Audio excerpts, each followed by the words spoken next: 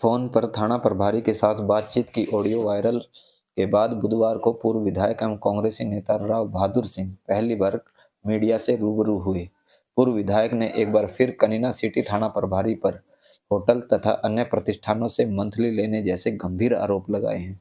उन्होंने मीडिया के समक्ष कहा कि कनीना सिटी थाना प्रभारी यहां के होटल संचालकों प्रतिष्ठानों से भारी मंथली लेता है। उन्होंने बताया कि करौली के एक ठेकेदार ने उनको शपथ पत्र दिया था कि कुछ दिन पहले कनीना पुलिस ने शराब ले जाते किसी को पकड़ा था और उसके पास से 5 पेटी शराब बरामद की थी। बाद में पुलिस ने करौली ठेके के सेल्समैन को उठा लिया था, जिसको छोड़ने के नाम पर कनीना थाना प्रभारी ने 3 लाख रुपए लिए थे। बाद में 5-7 दिन बाद थाना प्रभारी फिर ठेके पर जाकर मैनेजर और ठेकेदार को 120 बी में गिरफ्तार करने का दबाव बनाने लगे। इसके बाद उन्होंने थाना प्रभारी से फोन पर बातचीत की थी। फोन पर उसने अभद्र भाषा का प्रयोग किया और बार बार समझाने पर भी वह बाज नहीं आया। पूर्व विधायक ने कहा, अगर थाना प्रभारी की जांच करवाई जाए तो वह 100% दोषी मिलेगा। पहले भी यह पुलिस अधिकारी करनाल रहकर आया है, वहां भी इसके खिलाफ शिकायतें थी। उसकी वजह से इसका कनीना तबादला हुआ था। उसके बाद भी इसमें कोई सुधार नहीं आया। विधायक ने कहा कि पुलिस अधीक्षक शराब माफियाओं पर शिकंजा कसने के आदेश दे रहे हैं, लेकिन यहाँ किसी की शराब की अवैध भट्ठी नहीं चलती जिसको शराब माफिया कहा जाए। उन्होंने कहा कि अगर किसी ठेकेदार का कोई सेल्समैन पकड़ा जाए तो ठेकेदार की गलती नहीं होती, गलती करने वाला सेल्समैन है तो कार्रवाई भी उसी के खिलाफ बनती है। लेकिन पुलिस अधीक्षक 120 बी में मालिक को उठाने की बात कह रहे हैं, जो कभी यहाँ आया ही नहीं। पुलिस पैसे ऐंठने के लिए ठेकेदार को परेशान करती है। पुलिस को चाहिए कि जो गलती कर रहा है उसके खिलाफ ही कार्रवाई करे। उन्होंने गृह मंत्री अनिल विज से ऐसे अधिकारियों के खिलाफ कार्रवाई किए जाने की मांग की है। पहले तो मैं आपका सारे साथियों का धन्यवाद करूं, जो हमने आपको आज बुलाया और आप आए, आपका सभी का बहुत बहुत धन्यवाद। बात जिस प्रकार से हमारे करने की परंपरा रही, पहले मेरे ख्याल में यहाँ जब अधिकारी आता था तो कहीं न कहीं आते वक्त ये सोचता था कि मुझे बहुत सच्चाई से, ईमानदारी से काम करना है, लेकिन पता नहीं किस प्रकार का उतार चढ़ाव आया और उसकी वजह से आज कनीना में जिस प्रकार से एक सिटी इंचार्ज ने जिस प्रकार की इस इलाके में, मैं ये कहूँ कि मंथली नामा बांध करके रिश्वतखोरी लेकर के जिस प्रकार से पूरे इलाके में, मैंने तो पहले तो एक शिकायत ली थी करौली ठेके की, लेकिन उसके बाद में धीरे धीरे पता लगा कि हाँ, जिस प्रकार से इस इंचार्ज सिटी ने पूरे हमारे, चाहे कोई होटल चला रहा है, चाहे कोई अन्य कोई काम कर रहा है, उनसे बड़ी भारी मंथली लेने का काम करता है।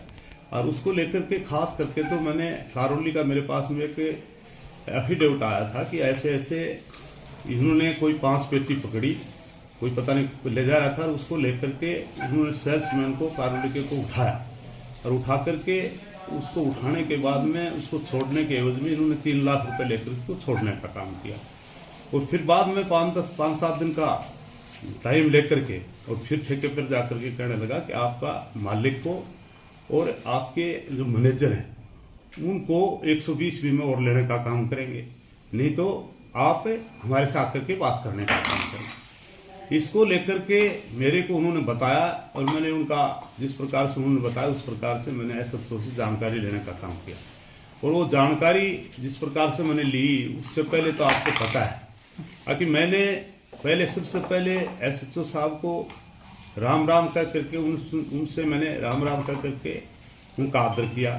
और जिस प्रकार की एसएचओ की बोलने की जो बातें थी वो अजीब थी, क्योंकि वो तो आपके पास में वीडियो भी है।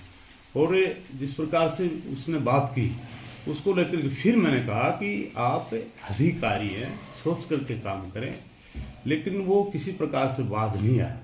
इसलिए मुझे मजबूरन होकर के और ये वीडियो डालनी पड़ी। और इसमें कोई दो राय नहीं, अगर इंक्वायरी करवाई जाएगी तो 100% ये दोषी मिलेगा। पहले भी मैंने सुना है कि करनाल में भी झांसी आया, वहाँ भी पहले इसके खिलाफ शिकायतें थी और उसको लेकर के यहाँ भेजने का काम किया, लेकिन इस आदमी में सुधार नहीं आया। मैं तो पहले धन्यवाद करूंगा जो पहले हमारे कनेड़ा के जो यहाँ के बुजुर्ग थे उनसे यहाँ के अधिकारी डरते थे, लेकिन आज पता नहीं किस प्रकार की क्या कमी आई जिसकी वजह से आज कनेड़ा में मुझे बड़ा फील होता है कि कनेड़ा जैसा कस्बा में और ऐसे आदमी आकर के कनेड़ा में अगर ये रिश्वतखोरी और मंथली बांधने का काम कर रहे हैं तो इनको लेकर के मैंने ये वीडियो वायरल की। फिर आज आपको बुलाने का भी मेरा मतलब यही है कि आप भी इनके खिलाफ सारे साथी मिलकर के अगर हम आवाज़ उठाएंगे, क्योंकि यहाँ का जो गृह मंत्री अनिल विज जी वो मेरे साथ में एमएलए भी रहा है। जिस प्रकार का उसका काम था, पहले भी वो अपोजिशन का था, मैं भी अपोजिशन का था, लेकिन अनिल विज ने 9 साल में मेरे ख्याल में जितना सख्त कदम उठाए उसको लेकर के उस आदमी की मैं तारीफ करता हूँ कि वो अच्छा आदमी है। पीछे भी इन पुलिस अधिकारियों के खिलाफ उसने एक कानून बना करके उनके खिलाफ फैसला लिया था और यहाँ का एसपी का भी मैं धन्यवाद करता हूँ कि उनमें भी कोई कमी नहीं है। लेकिन जिस प्रकार की कर्ज से एसपी की जो बात सुनी उन्होंने ये कहा कि हम जो नाजायज फरोश हैं उनके खिलाफ शिकंजा कसेंगे, जो भूमाफिया है, शराब माफिया हैं।